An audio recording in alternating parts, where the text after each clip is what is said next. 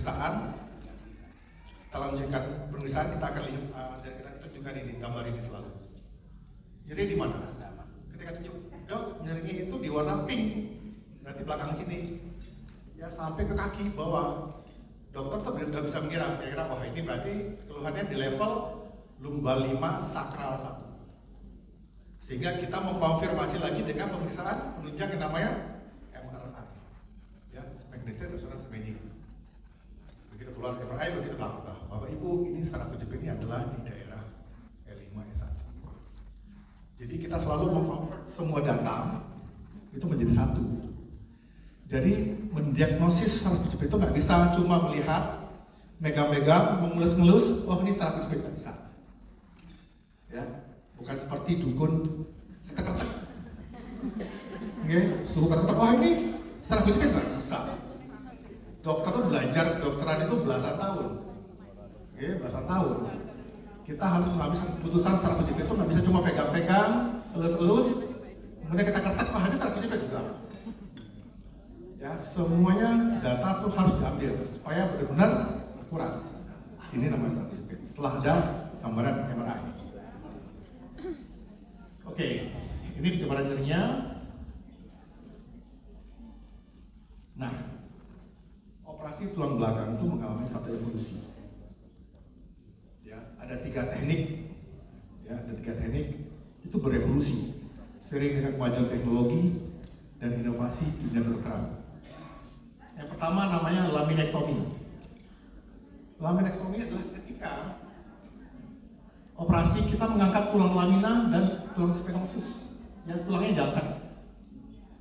Sayatan besar, dan ini Anda bisa lihat tulangnya diangkat. Sayatan itu 5 sampai 10 cm.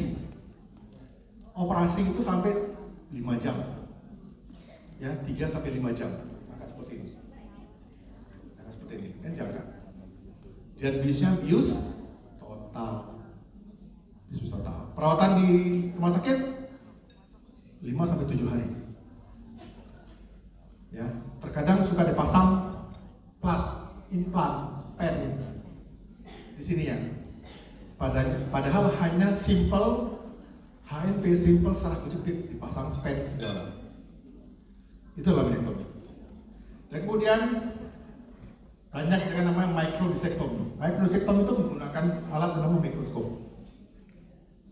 Tetap melakukan drilling atau bor pada tulang. Kita melakukan namanya laminotomi. Ya, mengangkat tulang lamina seperti ini. Dan tetap untuk mengakses saraf kejepit seperti ini, dia harus ngebor dan kemudian mengenai saraf dan kemudian baru dapat saraf kejepitnya.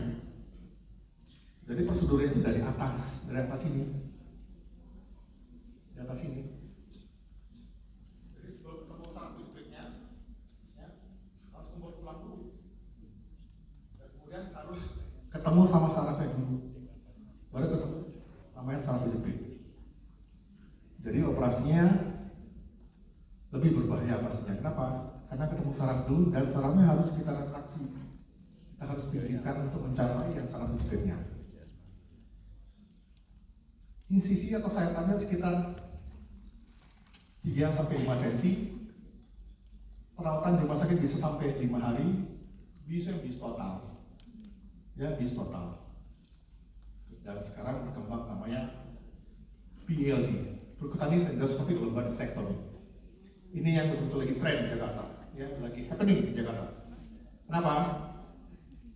Sayatannya hanya 1 cm, ya, perawatannya hanya 1 hari, ya, tidak perlu menggunakan pen atau implant, ya, dan biusnya adalah bius bukan hanya lokal, ibu, spinal anestesi, epidural. Kalau ibu-ibu sekalian, bapak-bapak pasti enggak. Ibu-ibu yang pernah sesar, ya, kan bius nih epidural belakang. Nah, seperti itu kira-kira. Ya, nah, sehingga apa? Bahwa kita nggak sakit sama sekali. Tapi biusnya itu, yang namanya metode bius ila, ya, dia nggak akan sakit sama sekali. Tapi pada kondisi tertentu, pada dosis tertentu, kaki itu bisa digerakkan. Jadi selama operasi kita akan berinteraksi sama pasien. Kenapa? Pasiennya sadar. Pasiennya sadar. Ya, nanti ada videonya, Sehingga apa? Kita bisa pastikan di tengah operasi tidak akan terjadi kelumpuhan. Dalam setiap manuver operasi, ya kita minta mengangkat kaki bisa 3-4 kali sampai benar-benar alatnya masuk ke dalam. Ya, alat endoskop semua masuk ke dalam sehingga aman.